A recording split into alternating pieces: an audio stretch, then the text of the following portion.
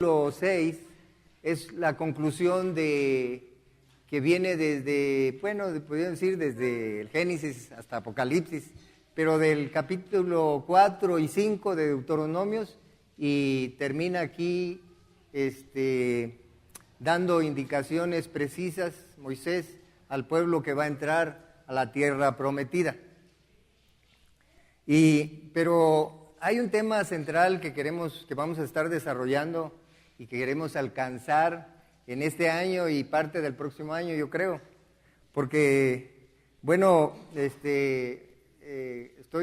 a ocupar esta reunión la tenemos cada mes, entonces yo me agarré los primeros y voy a ocupar este y otro, pero conociendo a Cristian y a Juan Carlos, también van a agarrar hasta a lo mejor más, entonces a lo mejor nos vamos más allá.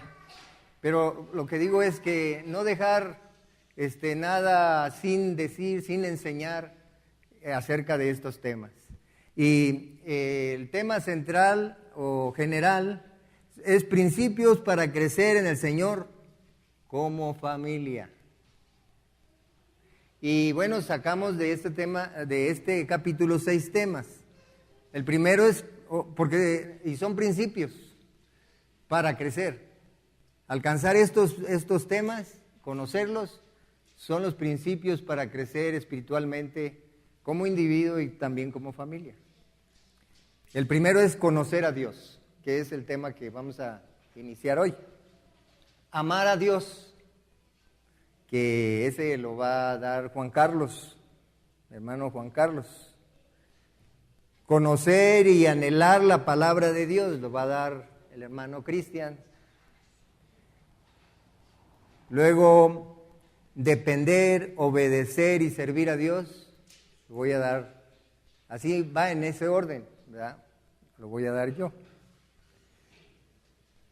Temer a Dios, otro tema que ese también lo va a dar, este es el que va a dar Juan Carlos, ¿verdad?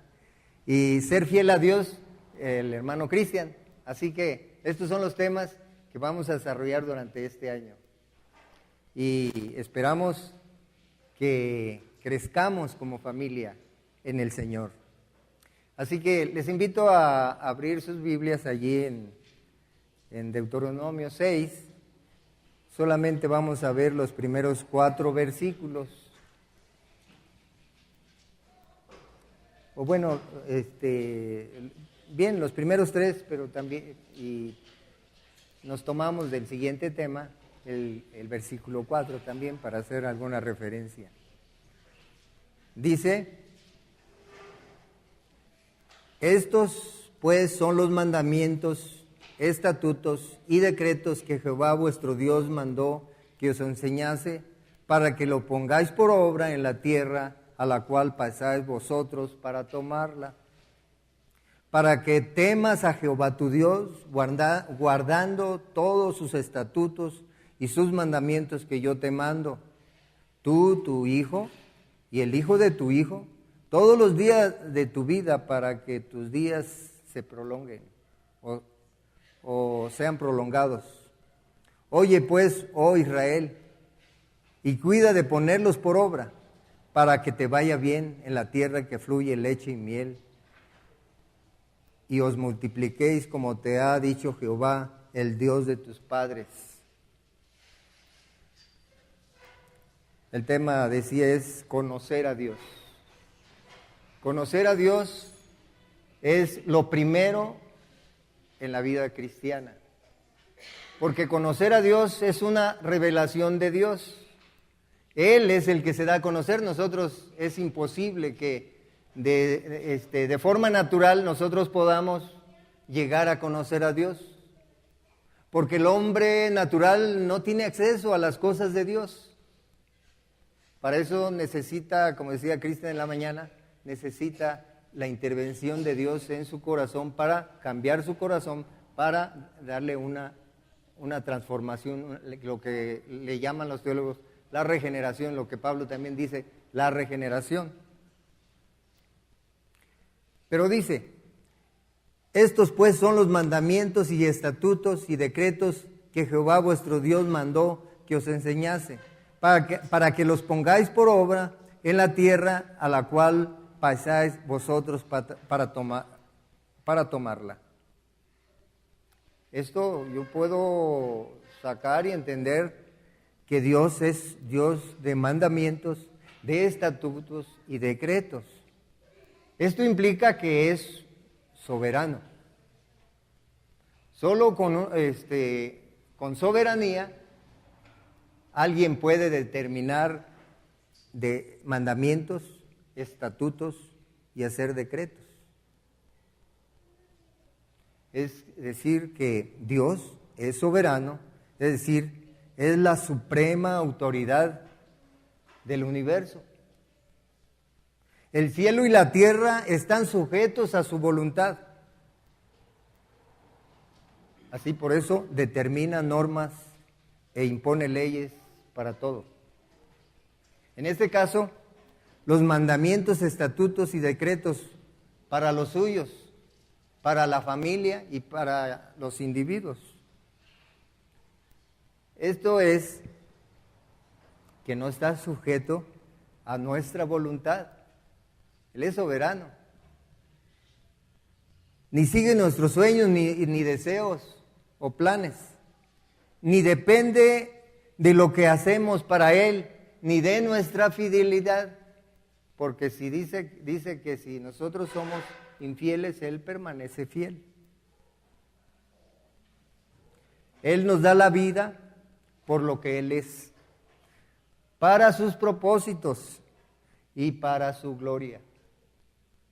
O sea que nosotros no teníamos intenciones de elegirlo a Él, porque ni siquiera tenemos acceso a Él. Él nos eligió a nosotros soberanamente. Soberano es que Dios es Dios, suprema autoridad sobre toda creación. Nosotros no le sugerimos, ni le podemos pedir que haga nada. Porque dice que si Él tuviera hambre, no nos lo diría a nosotros. Si tuviera alguna necesidad, no nos lo diría a nosotros. Así que su voluntad gobierne y cumple todo propósito, sin variar, sin variación. Lo que Él traza, lo cumple, porque tiene el poder para hacerlo, porque no hay nada difícil para Él. Así que nada ni nadie detiene, ni en el cielo ni en la tierra hay quien detenga su paso, ni se oponga a sus propósitos y deseos.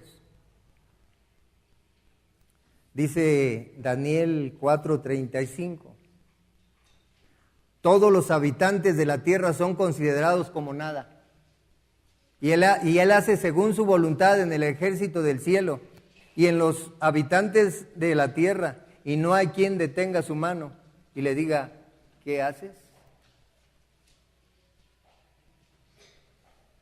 O sea que no fracasa en sus propósitos ni tiene adversidad. Domina la tempestad, la furia de los vientos, como domina también la maldad y el pecado.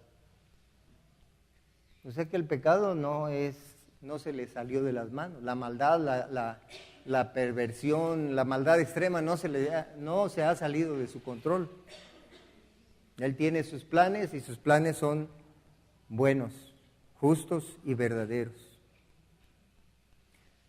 Así que su soberanía es el sello de su ser, de su amor y de su ira. Su amor es tan profundo como su ira.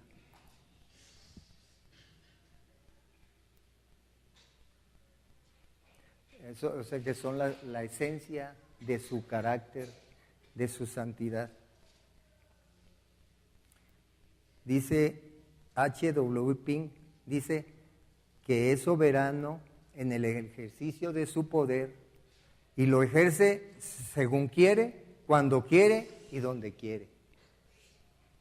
Pues mejor explicado no podía ser. Así que Él hace lo que quiere, cuando quiere y donde quiere. Así lo define Pablo, especialmente en lo que se refiere a la salvación. Dice, con Cristo estoy, bueno, es en Gálatas 2:20.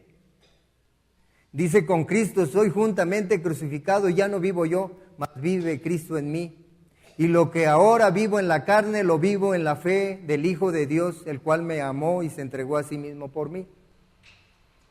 Aquí es donde quisiera invitarles a hacer un ejercicio, porque estaba pensando, cuando estaba estudiando esto,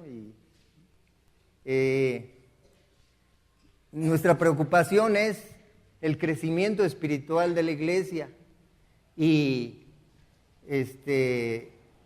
sabemos que la familia es fundamental en el trabajo del crecimiento de la iglesia.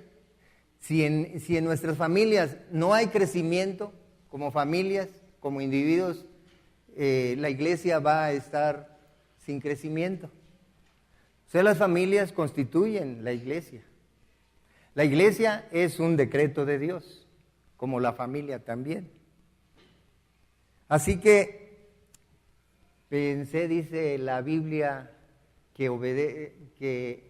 obedezcan a sus pastores. Bueno, dije, entonces, si yo soy pastor, les voy a mandar algo. Es una experiencia personal, así como decía Cristian en la mañana, es un testimonio. Pero esta fue la forma como yo trabajé con mi familia. Así que abran sus Biblias allí, y cada quien, nosotros los que enseñamos tenemos la costumbre de hablar nada más nosotros.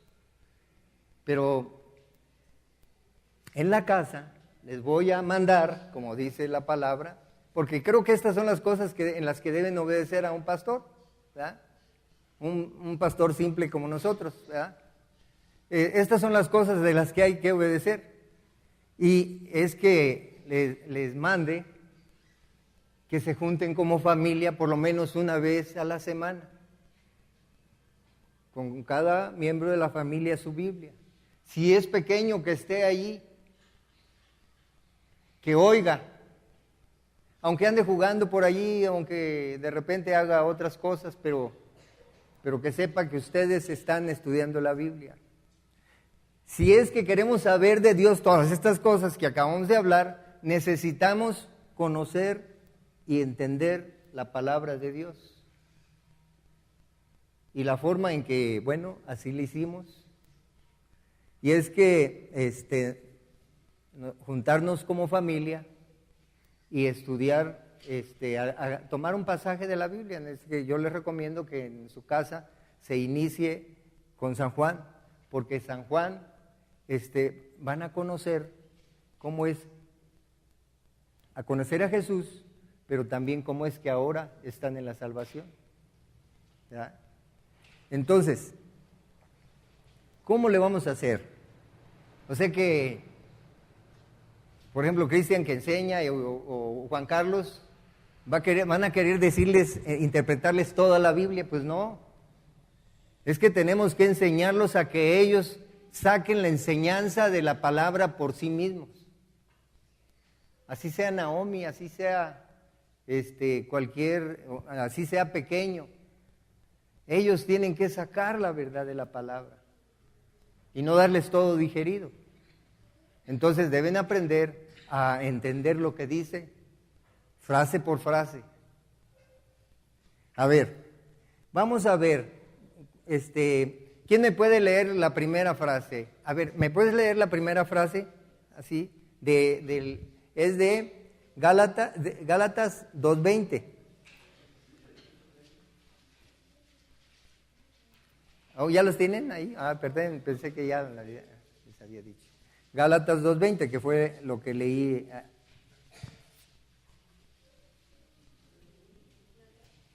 Sí, por favor.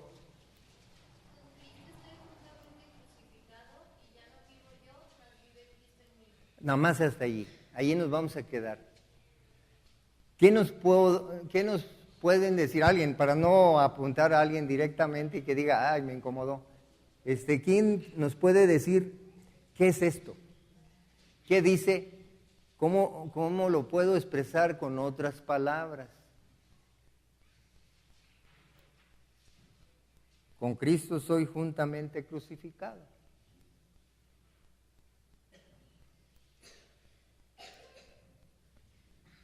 A ver, ¿qué es eso?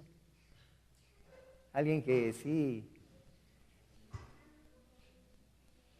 ¿Qué es eso de estar con Cristo estoy juntamente crucificado? Si alguien está crucificado, ¿qué pasa?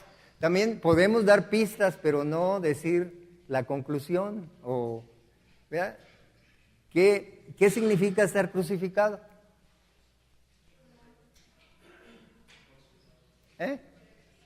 A ver, no oigo. Pero aquí directamente, ¿qué sería estar crucificado? Estar muerto, ¿verdad? Estar muerto. ¿Cristo murió a qué? ¿Y por qué? ¿Por causa de qué? ¿Cómo? Con los pecados. De modo que ya, una vez muerto, no tiene más relación con el pecado, porque su sacrificio fue total, completo, para ya no tener relación, no tener que volver a morir por otros pecados. Fue completo su sacrificio. Entonces son así más o menos como podemos ir sacando la enseñanza. Entonces eso quiere decir que si estoy juntamente con Él crucificado, ¿qué estoy? Estoy muerto también. ¿A qué estoy muerto? Al pecado. Eso quiere decir que el pecado ya no me toma como vivo, como que el pecado que ya nos perdió. Ese pecado nos perdió. Estamos muertos para Él, por lo tanto, no estoy obligado a obedecerle, ¿verdad? Ni tengo que considerarlo como alguien que me amenaza. Luego dice, ya no vivo yo, mas vive Cristo en mí. ¿Eso qué sería?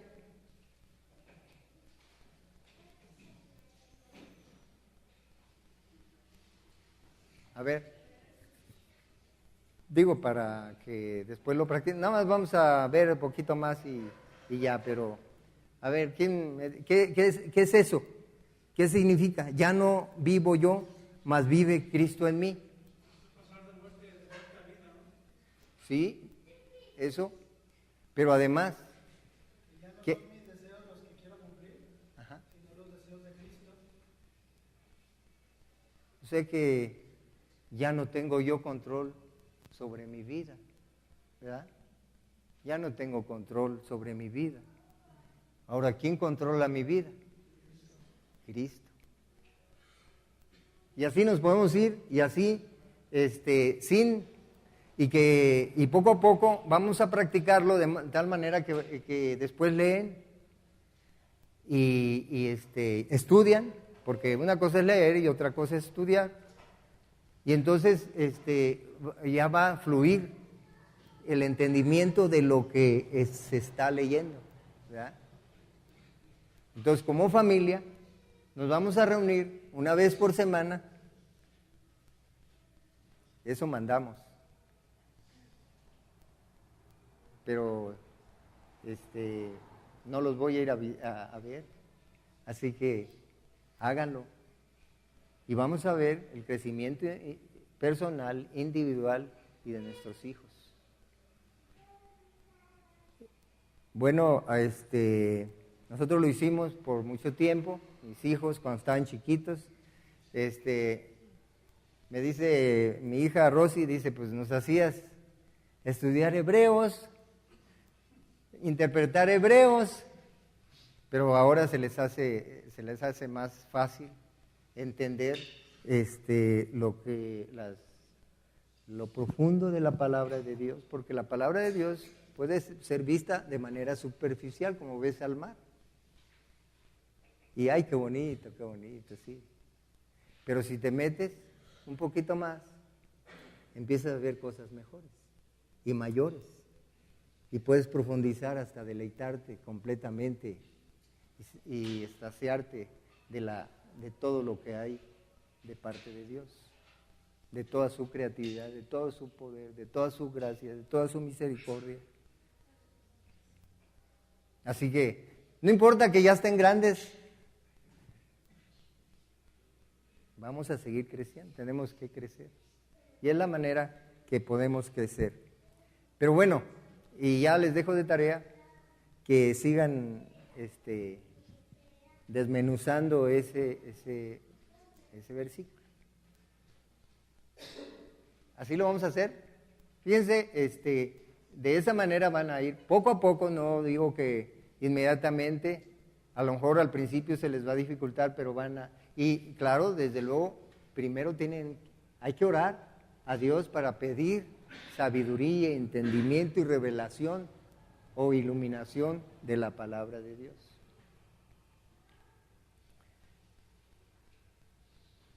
Así que, dice, tenemos que conocer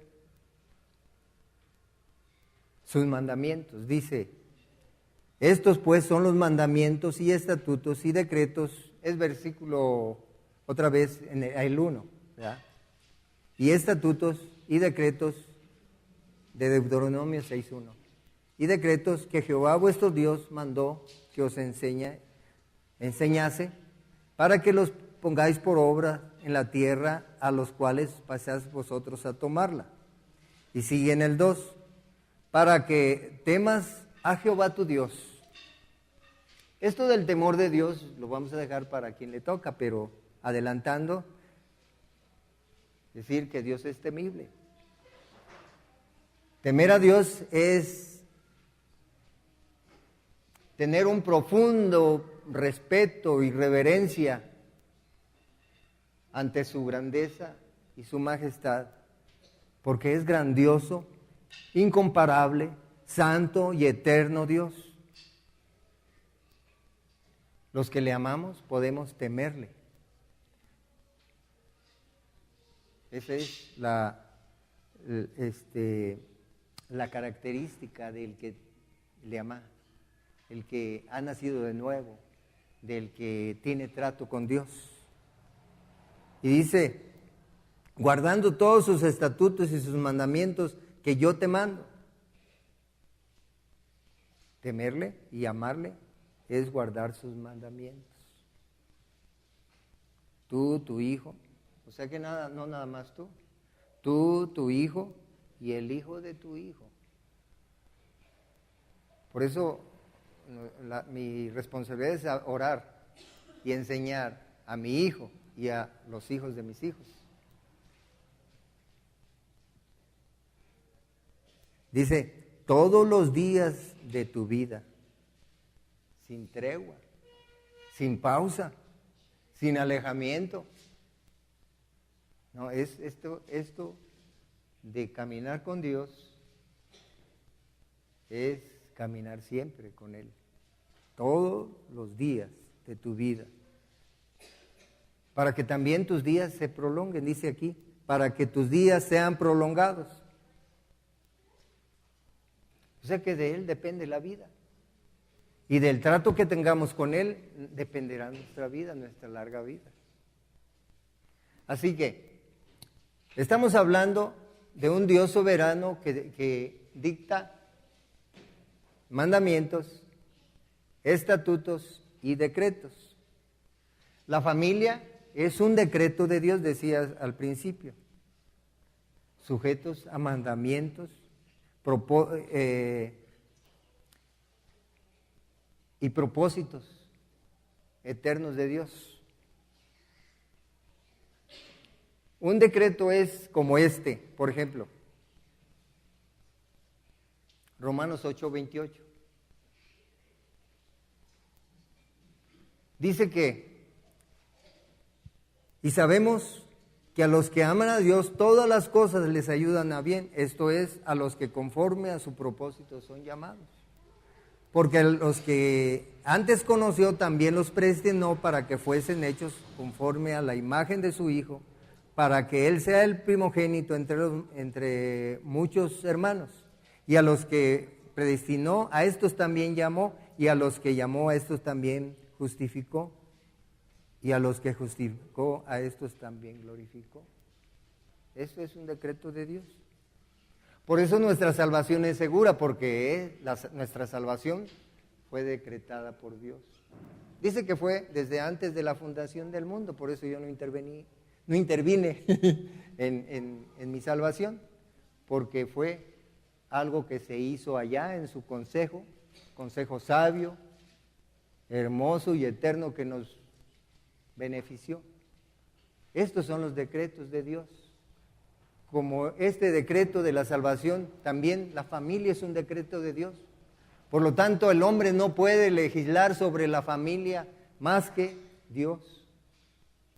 Y los que están legislando acerca de eso están contra Dios, se están rebelando contra los principios de Dios. También la elección de Pablo fue un decreto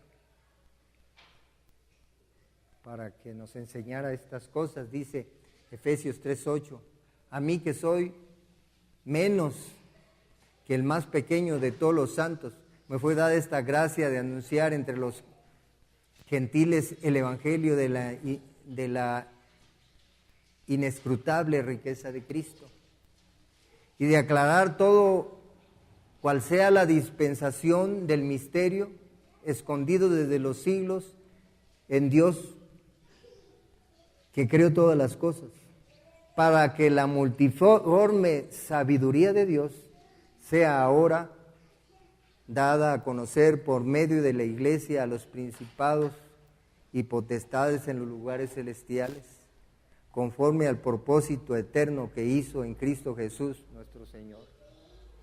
Sé que Dios es un Dios de decretos. Sé que si yo digo quiero ser esto, quiero ser pastor, quiero ser apóstol, unos se ponen apóstoles, por cierto, pero estos son decretos de Dios, no son de nosotros. Si estamos aquí es por un decreto de Dios.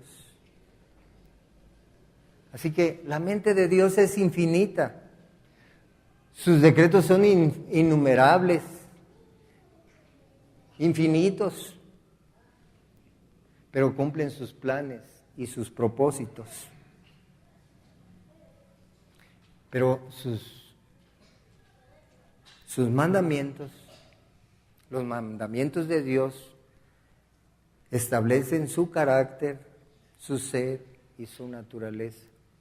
Es decir, lo que Él manda tiene que ver con lo que Él es. Amar a Dios, por ejemplo, decir el mandamiento de amar a Dios tiene que ver con su carácter de amor, para que nosotros podamos corresponder a su amor. Si Él nos eligió y nos pasó de muerte a vida y no le amamos, no podemos crecer. Para crecer necesitamos empezar por amarle. Por eso Él se reveló a nosotros. Honrar a Dios es un mandamiento. Amar a tu prójimo, no matar o no robar, tiene que ver con su carácter.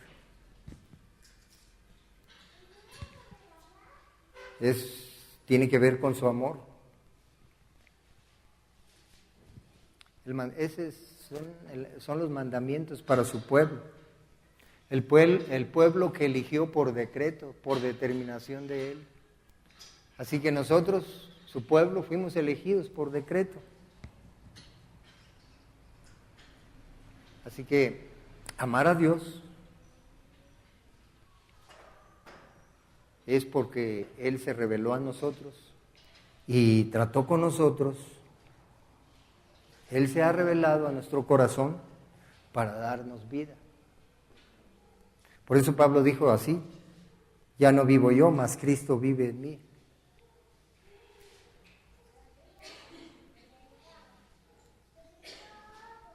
Asimismo, sus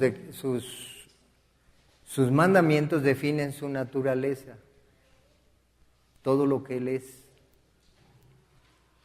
De hecho, los mandamientos son estatutos para la vida del hombre, para que reflejen el carácter de Dios, los que lo llevan a cabo, los que le obedecen, que son los que le aman, para que reflejen y le den gloria a Él. Los estatutos determinan la voluntad de Dios para sus decretos. Por ejemplo, la familia, como decreto de Dios, dice, cuando dictó el decreto, y dijo Jehová a Dios en Génesis 2:18, no es bueno que el hombre esté solo, le haré ayuda idónea para él, idónea para él. Ese fue otro decreto de Dios. Así que esta es la manera en que entendemos que la familia fue una idea de Dios. No surgió espontáneamente por nada, porque nada surgió espontáneamente. Hay quienes dicen que así surgió, pero es más difícil creer eso que esto. Digo, para los que lo amamos.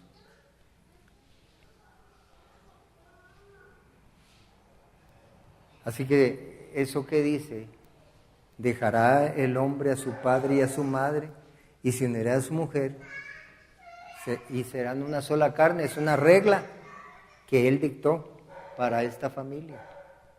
Son estatutos. O también cuando dice en Efesios 5:25, maridos, amad a vuestras mujeres, así como Cristo amó a la iglesia y se entregó a sí mismo por ella. Son reglas, son estatutos para la familia. Como también honra a tu padre y a tu madre.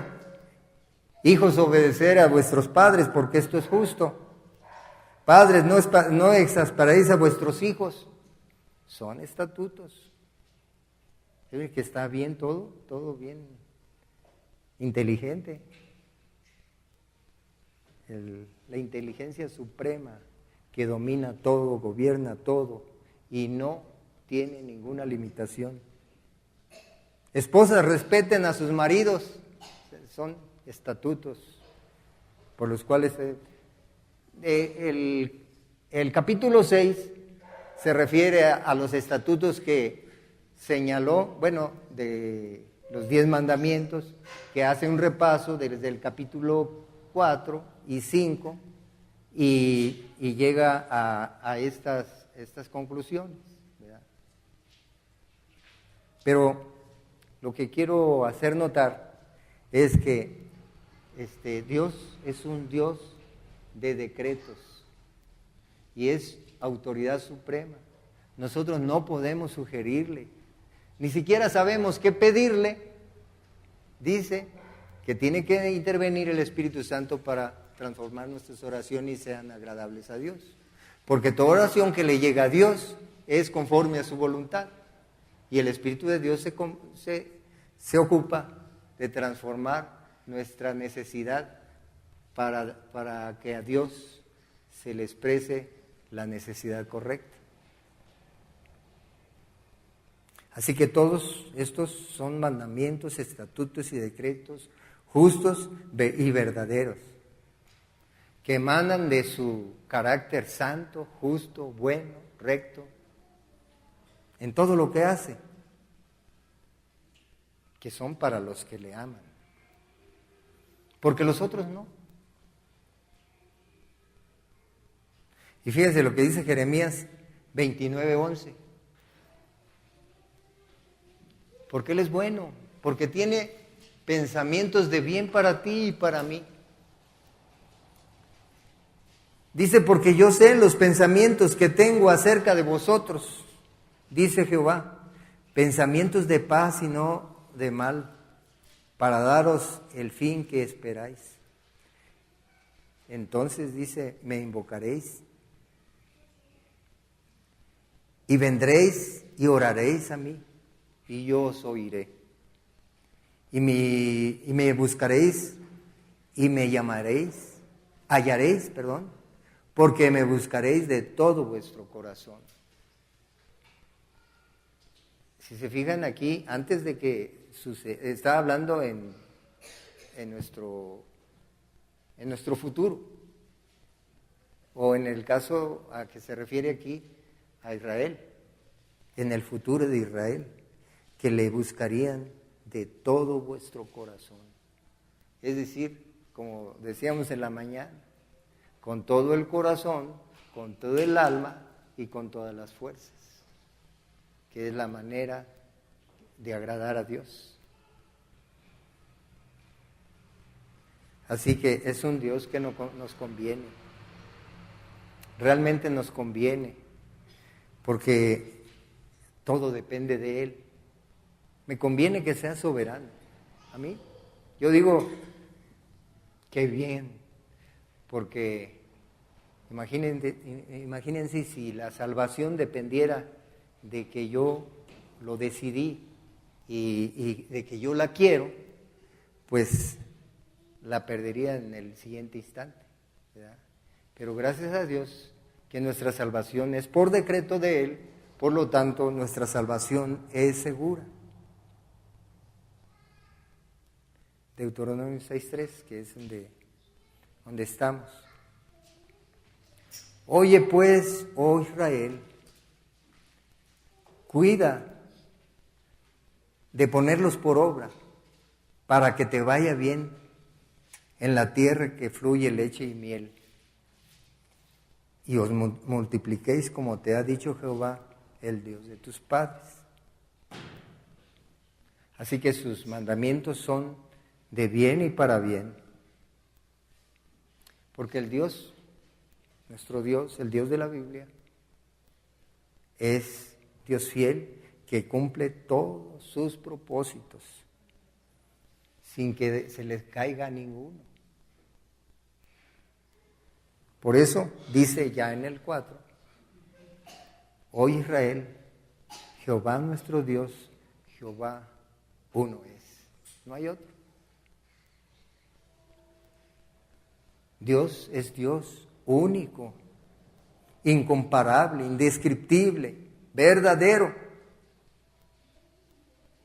Es único, no hay más Dios que Él. Solo Él es Dios, solo Él es eterno.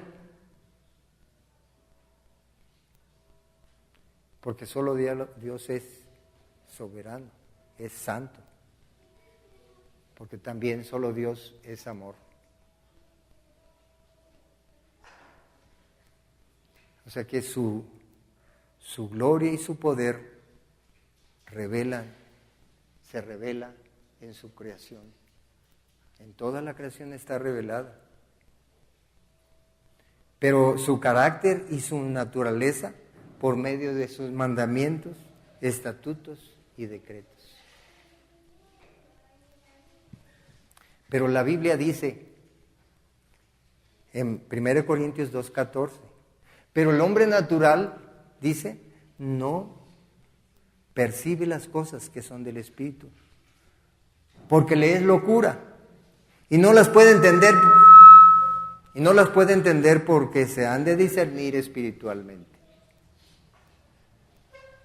Esto provoca la ira de Dios,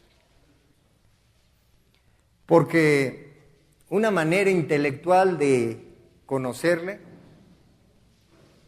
es ofensiva, primero, limitada. Dice Romanos 1:18, bueno, volviendo al problema del hombre,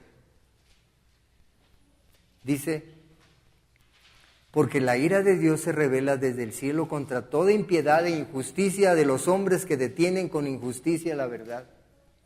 Porque lo que de Dios se conoce les es manifiesto, pues Dios se los manifestó.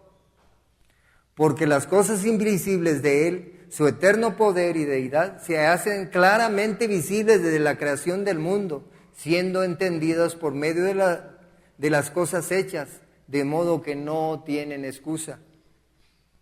Pues habiendo conocido a Dios, no le glorificaron como a Dios ni le dieron gracias, sino que se envanecieron en sus razonamientos y su necio corazón entenebrecido.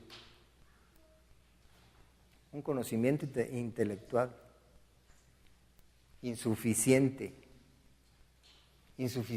para tratar con Dios, para tratarlo como es digno, como un Dios justo, bueno, recto, soberano.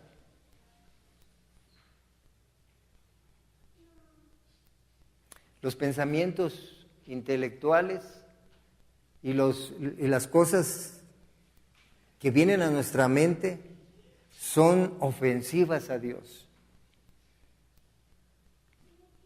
Son irreverentes. El pensamiento humano es irreverente.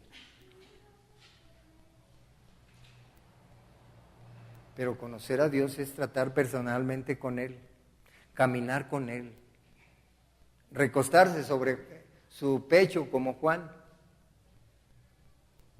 Eso es conocer a Dios y tratar con Dios. Es tenerle amor y depender de Él.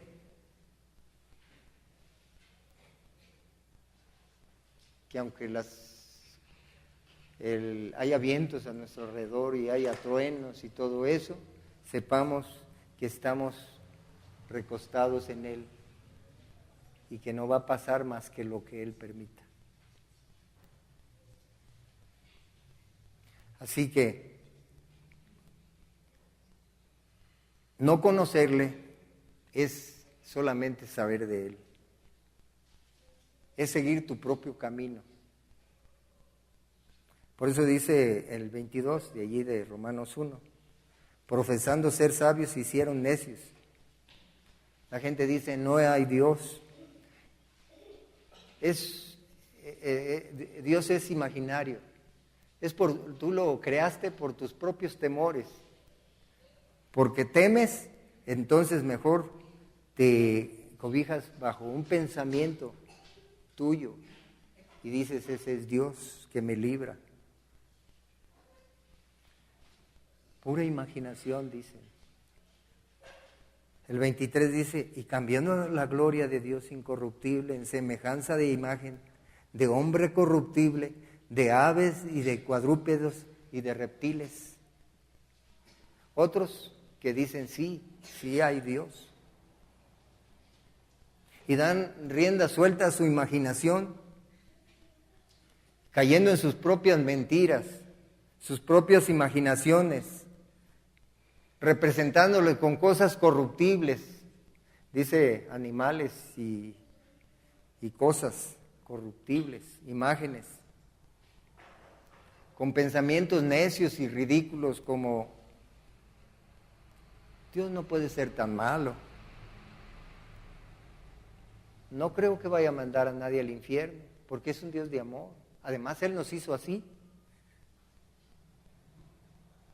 Otros dicen, yo necesito algo visible. La gente me ha dicho, yo necesito algo visible, por eso nos hacemos un cuadro, una imagen allí, de alguien que nos recuerde y nos enseñe la fe.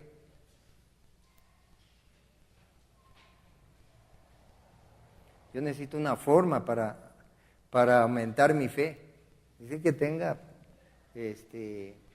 diámetro y que se pueda medir. Todo eso para que yo lo pueda ver con mis ojos y pueda poder concentrarme para hablar con Él. Dicen, es que así nos hizo.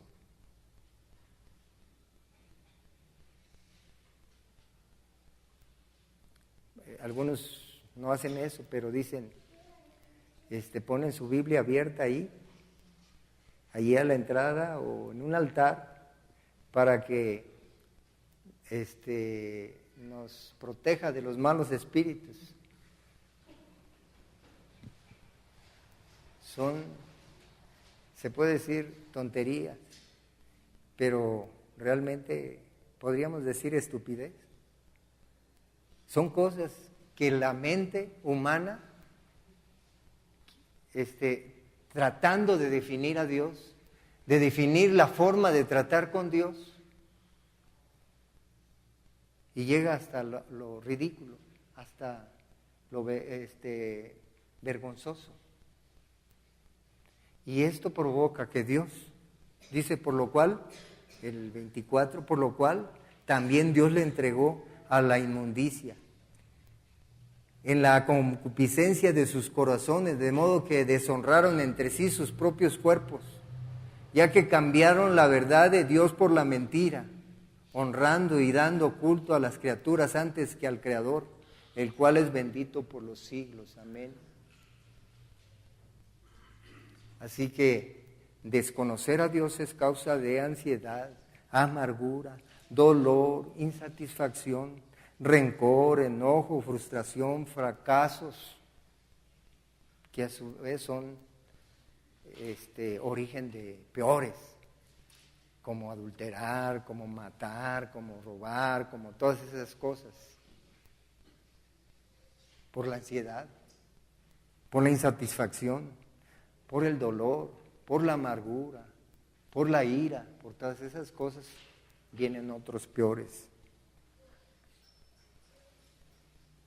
Todos esos son pecados para muerte y son para condenación. También el alejamiento de Dios es provocador de cosas peores también. Empezamos con un poquito, como decías, a fuego lento, ¿verdad? De pasito en pasito me voy alejando y ya, de repente ya voy lejos. Como a veces que nos metemos al mar y empezamos a nadar y no nos damos cuenta que íbamos lejos. Así, con un simple alejamiento, empieza insensiblemente a llegar hasta cosas muy alejadas de la santidad.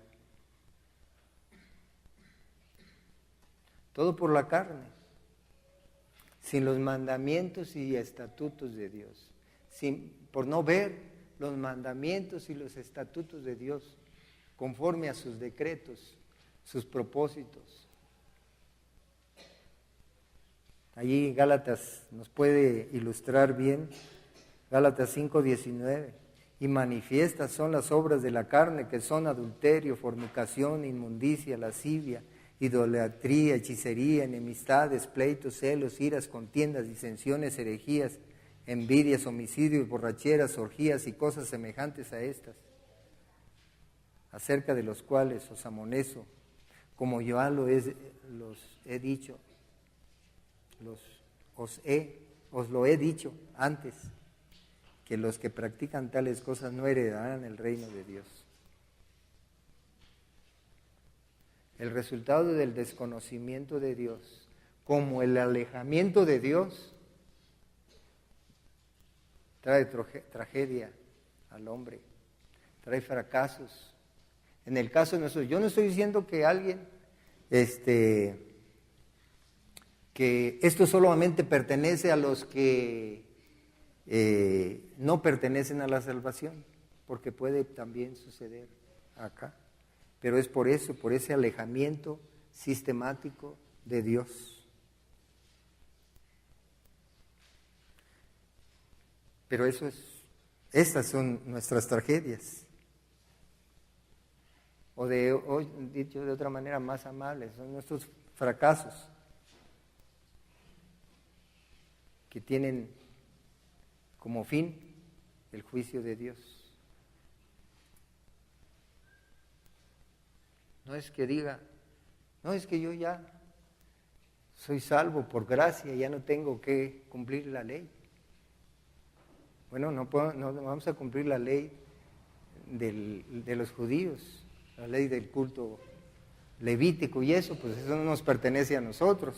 Pero ¿qué mandamiento no vas a cumplir? De los 10, por ejemplo. Pues si no tienes que cumplir, pues ya puedes matar, ¿ya?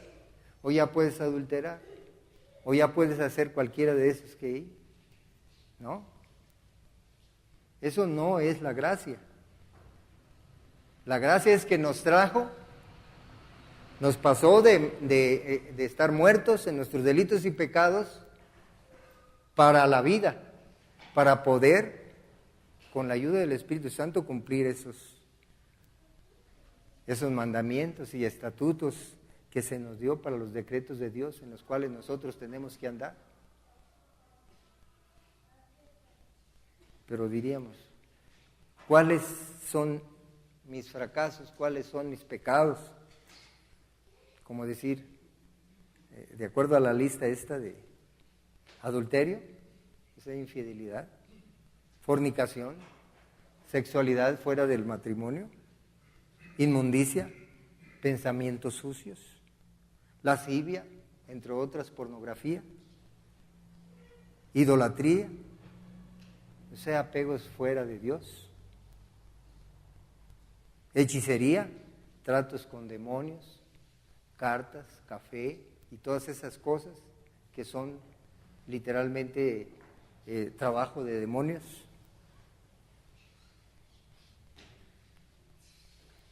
Enemistades, ¿o en cuál me quedé? Bueno, dice hechicerías, sí, enemistades, o sea, aborrecimientos, pleitos, ser beligerantes, celos, inseguridad, iras, o sea, enojos, contiendas, necedades, disensiones, divisiones, homicidios. Bueno, ya sabemos lo que es homicidio, pero también falsos testimonios, borracheras, dañar a su propio cuerpo, orgías, perversidad.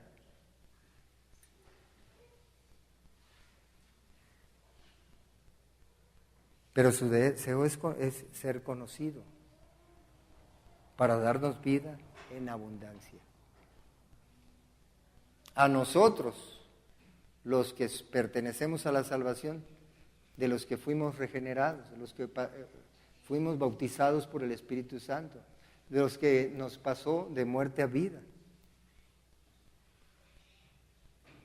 Quiere que nos gocemos plenamente en su salvación y no andar causando lástimas. Por eso dice, y esta es la vida eterna, que te conozcan a ti, al único Dios verdadero, y a Jesucristo a quien has enviado. O sea que la vida cristiana, la vida en Cristo, es conocer a Dios, vivir conociendo a Dios, caminando con Él, disfrutándole a Él. Porque eso es la vida, es la salvación. Dice Juan 1:18 que a Dios nadie lo vio jamás. El unigénito Hijo que está en el seno del Padre, Él le dio a conocer. Así que la vida cristiana consiste en conocer a Dios y Dios es Cristo. La vida cristiana es conocer a Cristo. Él tiene que ser toda nuestra motivación, todos nuestros anhelos. Él tiene que ser todas nuestras pasiones, todos nuestros proyectos. Él, porque lo que Él tiene para nosotros es la vida. Pero sigue la pregunta, ¿qué es conocer a Dios? ¿Qué evidencias tengo de conocerle? Lo vamos a seguir el siguiente domingo. Tenemos que quedarnos un poco más para decir, ¿qué es conocer a Dios entonces? ¿Qué evidencias tengo yo de que le conozco? Digo, porque yo sé la evidencia que yo tengo, pero ¿cuál es la tuya? Tenemos ejemplos en la Biblia para ver de gente que conoció a Dios y aquellos que no le conocieron y que perecieron en el desierto. Aunque estuvieron expuestos a la gloria de Dios, a todo lo que sucedió, a sus maravillas, sus milagros, sin embargo, perecieron en el desierto. Y para ser exactos, solamente se quedaron 3. Moisés, Josué y Caleb.